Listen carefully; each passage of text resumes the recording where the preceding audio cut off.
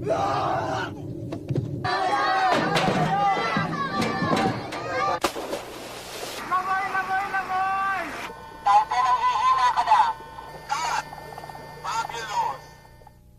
mga ginawa kong pelikula, ito na talaga ang pinakamahirap.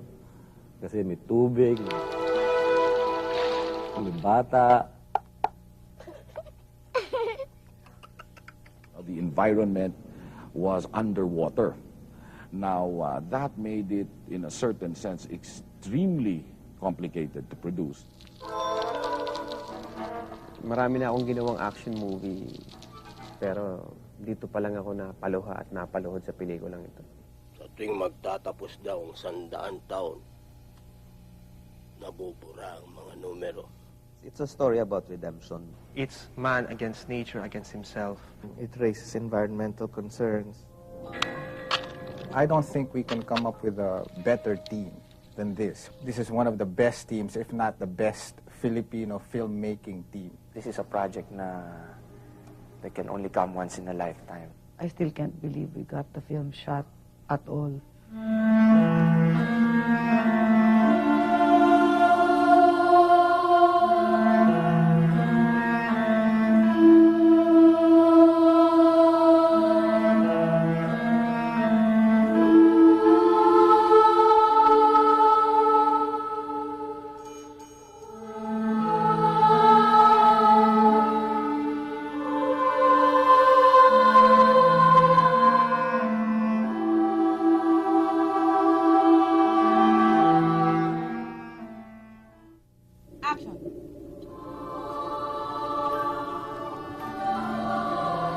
Buhay na buhay na mga corals, parang humihinga. Puting mga ribbon na kumukunday-kunday sa tubig habang nakatali sa mga bato. Asul na tubig. Nasa ilalim tayo ng dagat.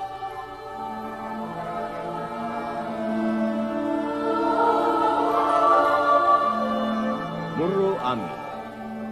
7 taon na itong naglalaro sa isipan ni Direktor Marilu Diaz-Abaya. 7 taon na niyang pinapangarap gawin ang pelikulang ito.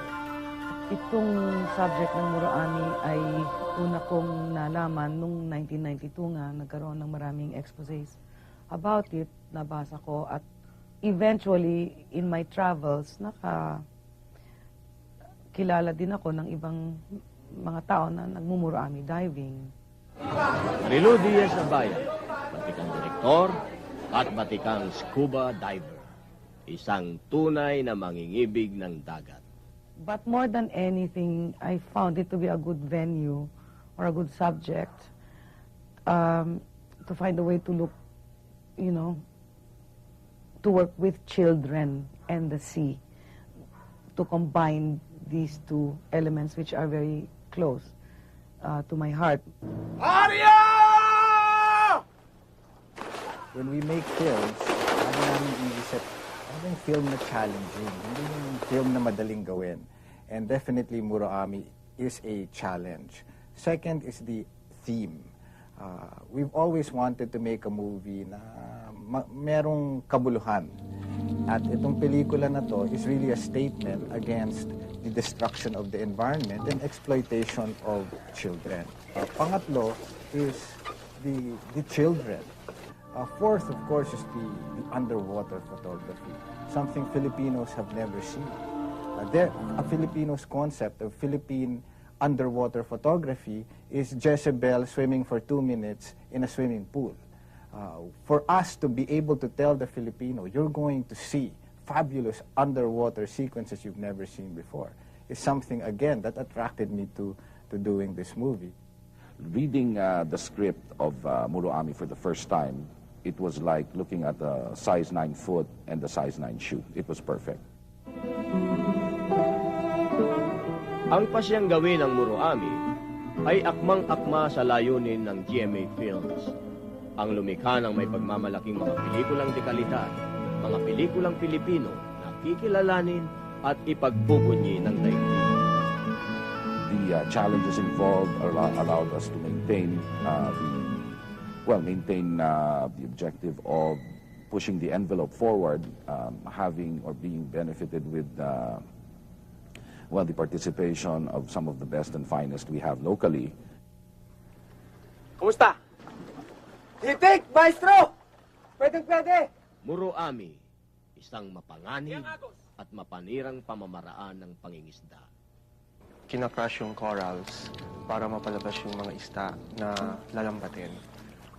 Gumagamit dito ng mga bata. Mga bata kasi sila yung cheap labor at mas madaling pagkasyahin ng mga 200 na bata sa isang ship kesa kung kukuha sila ng matatanda. Para sa mga tagapagtaguyod ng kalikasan ng kapaligiran, isang kontrobersyal na issue ang Muroami. Pamilyar na issue ito para sa veteranong manunulat na si Ricky D., isa sa mga scriptwriter ng pelikula. Dati na siyang nakapag-research tungkol sa Muroami, kaugnay ng isang maikling pelikulang ginawa ng yumaong si Lino Broca. Si Jun Lana ang co-writer ni Ricky sa pelikula. Gumawa si Jun ng karagdagang research.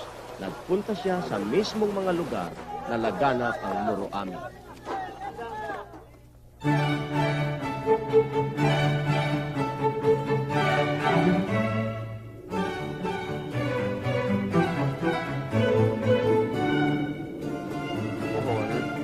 May mga nakausap ako na mga 70, 80 years old na dating sumama sa Muroami operation. Na-interview ko sila, mga 5 sila na na-interview ko. Kinuha ko yung day-to-day operation nila, kinuha ko yung struggles nila nung panahon na yon. And then after that, pumunta rin ako sa Batangas dahil may kakilala doon si Direk na isang Muroami operator. Ang paghahanda para sa Muroami ay nagsimula noong Pebrero 1999. Muling nagkasama-sama ang production team na gumawa ng sa manunulat at bilang lalaki hanggang sa production designer, cinematographer at musical director. Sa simula pa lamang, malinaw na aabutin ng ilang buwan ang shooting sa laot ang location at malaking-malaki ang cast. Kabilang dito ang mga bata na bukod sa marunong lumangoy ay may kakayahang tumagal sa ilalim ng tubig nang walang snorkel o scuba gear. Ginto ang tubig dito. Ang malawak na saklaw ng pelikula, ang malaki ang paggamit nito ng pagkatan bilang pangunahing location, ay walang kaparis sa kasaysayan ng pelikulang Pilipino. Ang istorya ay nagaganap sa isang barkong pinangangasiwaan ni Fred, ang maestro pescador, ang punong mangingisda. Initially in the film, you see all the fish, all the corals and so on. Somewhere along the line, suddenly, itong mga mangingisda, sina Cesar, at saka yung boat nila, suddenly they find themselves in a place na parang purgatory. Patay yung dagat, walang isda. Wala tayo! Si Fredo, yung isang ambisyosong mangingisda na nagkaroon siya ng isang barko na tinawag niyang Aurora. Siya yung nagpapatakbo ng lahat. Siya yung utak ng lahat kung saan pupunta, kung saan mangingisda. Hindi pa ang habol ko. Ikaw. Tatay ako ni Cesar dun sa pelikula na mabait, inaalalayan niya si Cesar. Alam niya may sama ng loob si Cesar pero hindi niya talaga maarok kung gaano kalalim. Lulusun tayo! Pilot! Si Botong, masama. Malikot ang kamay. Kasi lagi ako nangungupit dito eh. Tapos bastos, kasi namboboso. Bunganga ako, sigaw ng sigaw. Nagsimula ang shooting noong Agosto sa may isla ng Panglao sa lalawigan ng Bukol. Ang shooting ng pelikula ay mabigat, maaksyon, hindi malilimutan. Cut!